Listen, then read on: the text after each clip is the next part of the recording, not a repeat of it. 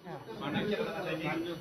तारीख को कांग्रेस बंद का ऐलान कर रही है और कैसी प्रक्रिया रहेगी, किस तरह से आप लोग प्लानिंग कर रहे हैं, स्ट्रैटेजी क्या है? मैं देखिए पूरे उड़ीसा के लोगों से निवेदन करूंगी, अपील करूंगी कि 17 जुलाई को भारतीय राष्ट्रीय कांग्रेस ने उड़ीसा बंद का ऐलान किया है और ये ऐलान हमारा लोकतांत्रिक संवैधानिक अधिकार है। ये बंद पूरी तरह से गांधीवादी तरीकों से सत्य और अहिंसा के रास्ते पर चलकर होगा। इसका मकसद है सोती सरकार को जगाना, बेटियों को न्याय दिलाना, अपराधियों में डर और खौफ पैदा करना और उड़ीसा को, जो भगवान जगन्नाथ जी की पवित्र धरती को पूरी तरह से महिलाओं बेटियों के लिए सुरक्षित करना।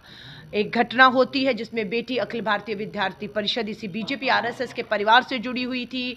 वो उसके साथ उसको गलत जो है काम के लिए कहा गया। बेटी को सलाम करते, बेटी झुकी नहीं, बेटी ने समझौते नहीं किए। वो जो एचओडी जो बेटी को कह रहा था कि उससे जब तक वो शारीरिक संबंध नहीं बनाएगी, सेक्सुअल फेवर नहीं देगी, उसका भविष्य बर्बाद कर देगा, पर बेटी लड़ती रही, पर न्याय की गुहार करती रही। मुख्यमंत्री को लिखा, महिला उप मुख्यमंत्री को लिखा, सांसद विधायकों को लिखा उसने। प्रधानमंत्री नरेंद्र मोदी जी जब साल पूरा हुआ यहाँ आए, बेटी ने उनसे भी मिलने की कोशिश की। जब कहीं से कोई न्याय नहीं मिला, बेटी मीडिया के भी सामने आती है, सोशल मीडिया के माध्यम से पत्र लिखकर एचओडी जो है साहू हैं उनके खिलाफ वो लिखित में शिकायत करती है, पर उसकी बात को दबाया गया। उसको कहा गया जांच होगी, जांच के नाम पर 1 दिन 2 दिन 10 दिन निकल गए और उल्टा बेटी को फिर समझौता करने के लिए जब प्रिंसिपल ने कहा तो बेटी ने, बहादुर बेटी मैं कहूँगी, समझौता नहीं किया। पर दुखद है, उसने अपने आप को आग के हवाले किया। 95% आग में जो वो थी, तो देश की राष्ट्रपति जी एम्स में भुवनेश्वर उस बच्ची को मिलने गई, पर तब तक बहुत देर हो चुकी थी। आज देश के प्रधानमंत्री जी लगातार सोशल मीडिया पे ट्वीट कर रहे हैं, हर भाषा का ट्वीट है उनका, लेकिन उड़िया भाषा का, एक संवेदनाओं का, बेटी को श्रद्धांजलि और न्याय दिलाने की आस का ट्वीट नहीं है। श्री राहुल गांधी जी ने आज पीड़िता जो बेटी हमारे बीच में नहीं रही है उसके पिता से बात की है। उनके पिता का ये कहना है ये पूरी तरह से सिस्टम का फेल्योर है। मेरी बेटी की हत्या हुई और वो हत्या सिस्टम ने की। इसी बात को श्री राहुल गांधी जी ने भी कहा है कि ये किसी एक का कसूर नहीं है, इस सिस्टम पूरी तरह उस बेटी को फेल कर दिया। प्रियंका गांधी जी ने भी अपनी बात को रखा है और हम इस न्याय की लड़ाई में, न्याय का हक मिल जाने तक, अपराधियों को सजाएं मिल जाने तक, उड़ीसा की भूमि बेटियों के लिए सुरक्षित हो जाने तक हम इस लड़ाई को जारी रखेंगे। हाँ, कौन सा मैंने सब कैसा न्याय? नहीं, न्याय तो देखिए, न्याय क्या है, हम ये कहते हैं अपराध होना ही नहीं चाहिए था, है ना। अगर ये अपराध हुआ तो बेटी को समय पर न्याय दिलाना चाहिए था। अब आप कहते हैं न्याय क्या? Protection of children from sexual offence, नाबालिग बेटी के अपराध में फांसी की सजा है अगर दोषी करार होने पर। 1 साल में नाबालिग बेटियों के बलात्कार हुए, फांसी कितनों को हुई, सजा कितनों को हुई, ये सवाल हम पूछेंगे। कितने आपने बरी कर दिए, ये हम पूछेंगे। पिछले 1 साल में कोई भी बड़ी सजा नहीं हुई है और अपराध लगातार, 15 बलात्कार, 15 बेटियां रोजाना शिकार हो रही हैं। 40,000 बेटियां उड़ीसा की बेटियां हैं, माँ बाप थाने के चक्कर काट रहे हैं, रो रहे हैं, आंसुओं में हैं। बेटियां किस हालात में नहीं मालूम है, कौन खोजेगा, किसकी जिम्मेदारी है? क्यों सरकार हाथ में हाथ रख कर बैठी हुई है? ये सरकार का फेल्योर है। आज हर कोई चिंतित है और बिल्कुल न्याय यही है कि अपराध रुकने चाहिए। आप कहते कमेटी बिठा दी, हाँ, अरेस्ट कर लिया है, जेल भेज दिया, सस्पेंड कर दिया, कब? जब अपराध हो गया। कब? जब बेटी ने दम तोड़ दिया।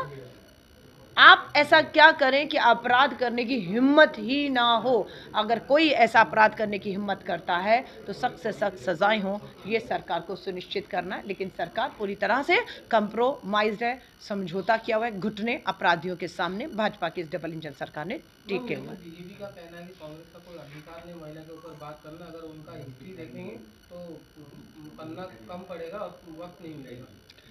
कांग्रेस को अधिकार नहीं, उस पिता को भी अधिकार नहीं जिसकी बेटी ने न्याय ना मिलते हुए देखकर अपमानित प्रताड़ित होते हुए अपने आप को आग के हवाले किया और दम तोड़ दिया। क्या उस पिता को हक है या नहीं? हाँ या ना में बोलिएगा, मुद्दे से मत भटकाइएगा।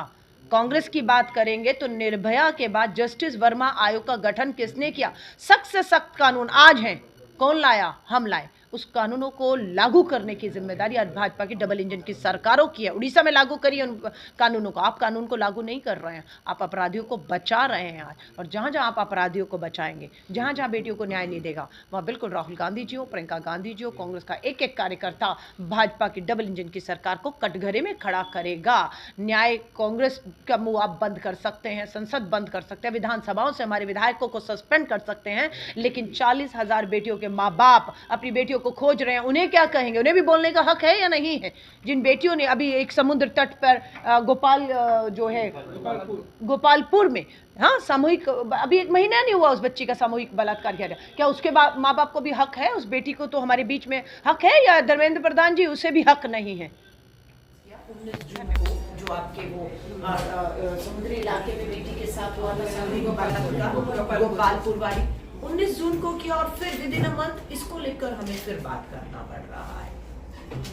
अभी हम देख रहे हैं राहुल जी बोलने के 2 दिन के बाद ये केस हो गया। बताइए, बोलो उड़ीसा में महिलाओं को न्याय नहीं मिला। आप देखिए, राहुल गांधी जी ने सर, अभी आपको मालूम है, सुबह पीड़िता के पिता से बात किया फोन पर। प्रधानमंत्री जी को कौन रोक रहा है बात करने से? ट्वीट, हर भाषा में ट्वीट है आज प्रधानमंत्री जी का, पंजाबी में, तमिल में, मलयालम में, पर कोई समय पर प्रूफ नहीं इकट्ठा किया। या विक्टिम ने आत्महत्या, जैसे यहाँ पर बच्ची ने आग लगा लिया, तो यहाँ ये मामले देखिए, ये बरी हो रहे हैं। न्याय 4,000 को मिलता है महिलाओं को, है ना, न्याय भी नहीं, इनमें कन्विक्ट हुए, लेकिन ये तो बरी कर दिए 11,000। ये सारा हमारा है।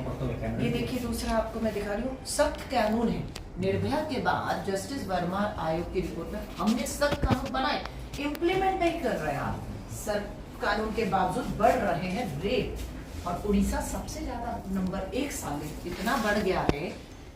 तो 2 लड़ाई है कि न्याय हो, अपराधी में डर हो, और सजा। ये 3 चीज